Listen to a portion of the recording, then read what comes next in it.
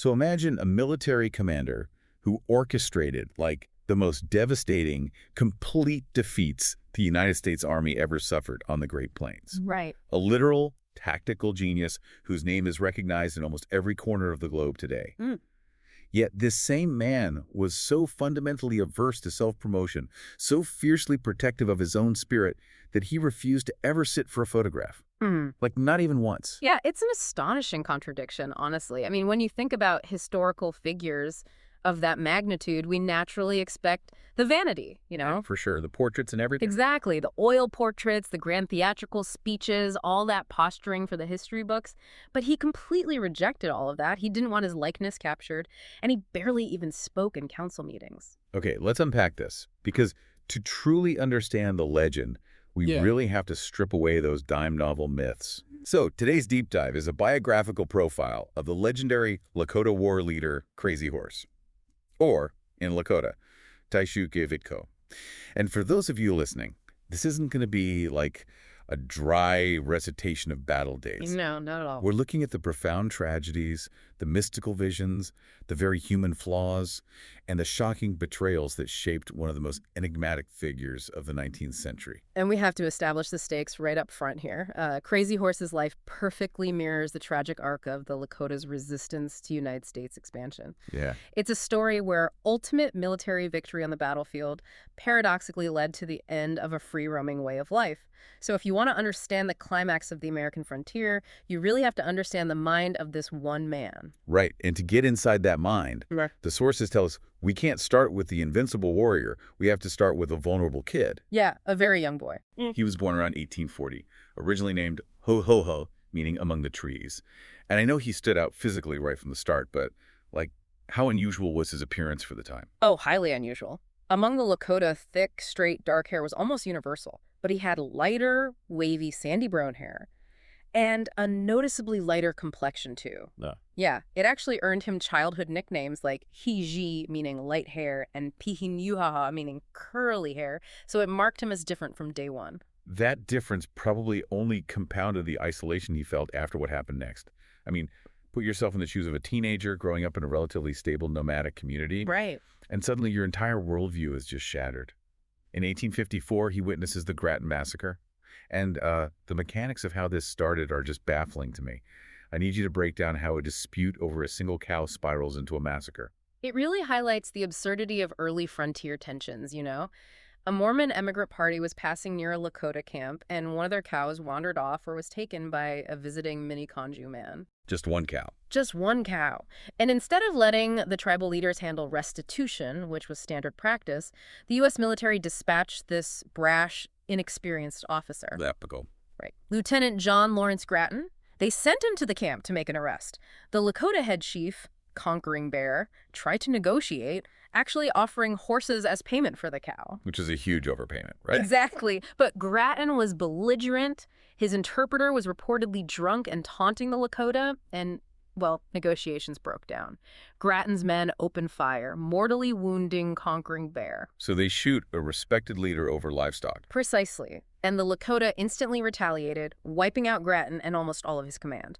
For young Lighthair, watching his chief gunned down in his own camp was, as you can imagine, deeply traumatizing. It's like a single misplaced domino collapsing an entire ecosystem. A cow goes missing, and it ignites a generational powder keg of war. Yeah. And as if that external trauma wasn't enough, he's hit with a devastating internal tragedy right around the same time. Yes. What's fascinating here is how these compounded traumas shaped his psychology. A decade or so earlier, his mother's brother was killed in a raid. Oh, man. And his mother, Rattling Blanket Woman, was so consumed by grief that she hanged herself. The family kept the suicide a secret, and his father went into deep mourning for 4 years. Wait, 4 years? That is an immense shadow to grow up under. It completely stripped away his childhood. He became melancholic, withdrawn, intensely quiet. Now, in modern terms, we might just call that severe trauma or depression. Sure.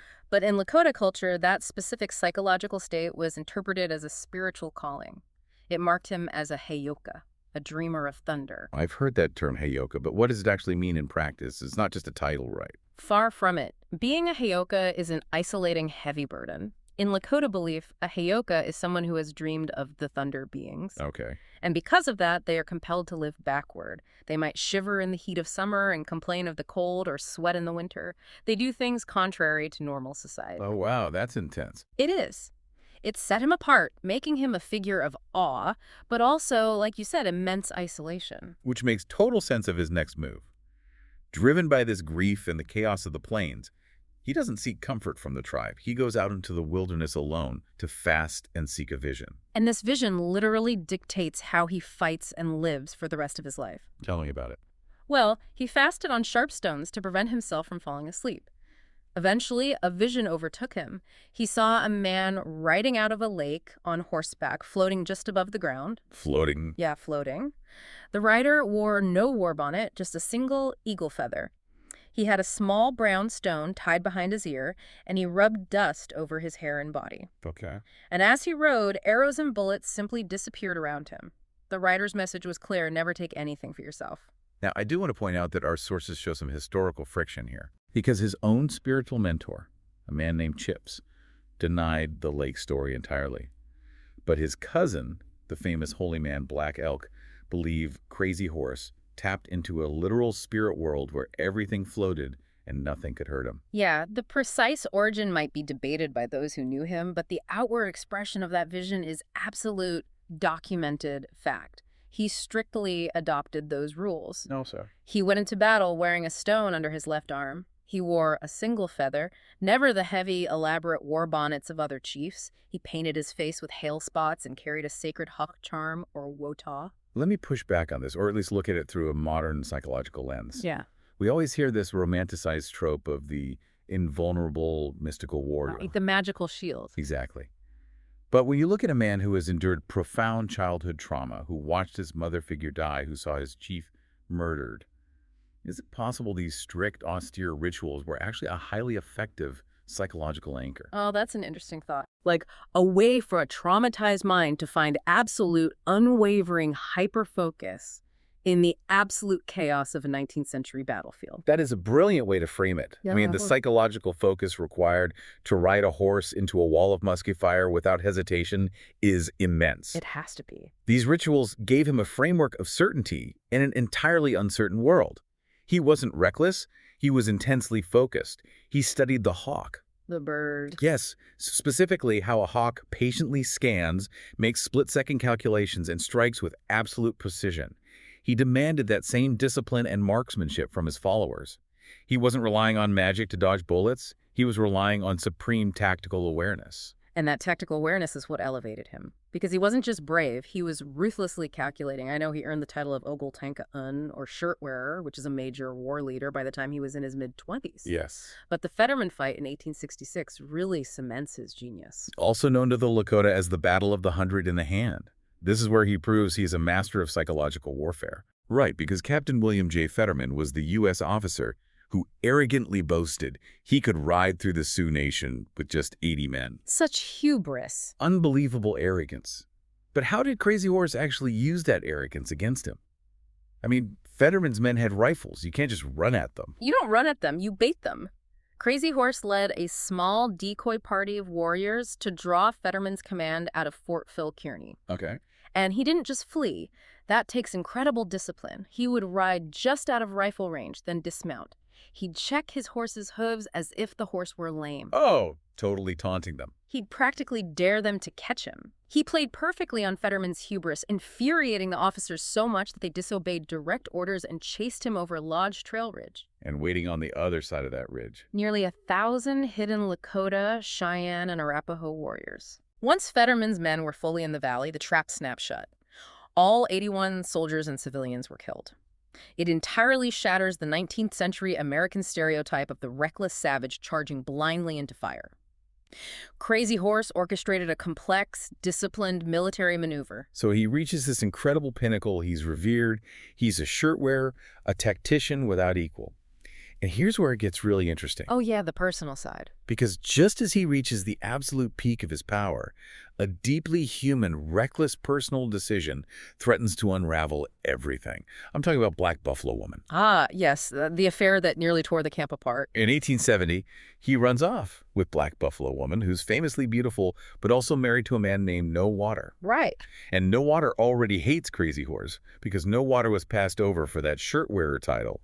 He tracks them down, bursts into their lodge shouting, "My friend, I have come!" and fires a pistol right at Crazy Horse's face. He nearly killed him right there. A warrior named Little Big Man grabbed No Water's arm and knocked the gun upward just as it fired. Thank goodness. Yeah, the bullet missed Crazy Horse's brain but fractured his upper jaw. No Water actually fled into the night thinking he had committed murder. Crazy Horse survives, but he's forced to return Black Buffalo Woman to avoid a tribal civil war, and the elders strip him of his shirt wearer title. Now, this is where I get confused. Okay, what part? From the sources, we know Lakota custom actually allowed for divorce. Women could leave their husbands. So if their society had flexible marriage customs, why did the elders punish Crazy Horse so severely? It's a crucial question. To understand it, you have to understand the mechanics of survival for a nomadic society. Which is? Survival requires absolute internal cohesion. A shirt wearer wasn't just a general who gave orders, they were the moral anchor of the camp. They swore an oath to put the needs, safety, and unity of the people above their own desires. Oh, I see. By sparking a near-lethal conflict within his own ranks over a romance, by letting a personal feud threaten the unity of the tribe, he violated that sacred trust. It wasn't about the divorce, it was about the selfishness. Wow. The moral burden placed on their leaders was absolute. So he loses the official title. He later marries a woman named Black Shawl, but politically he's downgraded. Officially. Yet, when the ultimate threat of the Great Sioux War arrives in 1876, the warriors don't care about official titles anymore. They look to the man who actually knows how to fight. Exactly. Which leads to the summer of 1876. First, at the Battle of the Rosebud, Crazy Horse rallies the warriors to turn back General George Crook. Okay.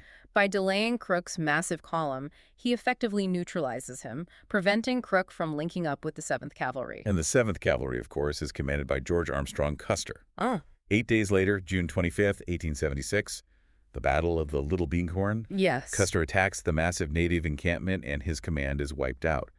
But our sources are very clear that we need to bust a major Hollywood myth here. We really do. The dime novel version of history loves the image of Crazy Horse leading a single glorious 1,000-man flanking charge, sweeping the field in one cinematic swoop with feathers flying. But the reality was so much grittier, wasn't it? Far more brutal and intimate. Native eyewitness accounts place him right in the thick of close-quarters combat. He first engaged Major Reno's troops down by the river. Oh, wow. He was physically pulling men from their saddles and striking them with his war club. After Reno was pinned down, he rode to meet Custer's column. The warrior Gall recalled seeing Crazy Horse in a ravine, dismounted, firing his Winchester rifle as fast as he could load it. I love the quote from the Arapaho warrior, Waterman. He said Crazy Horse was the bravest man he ever saw. That's a powerful quote. He recalled Crazy Horse riding closest to the soldiers, shouting to keep his men strong. Bullets were flying all around him, kicking up the dirt, but he was never hit. If we connect this to the bigger picture, though, we hit a devastating paradox.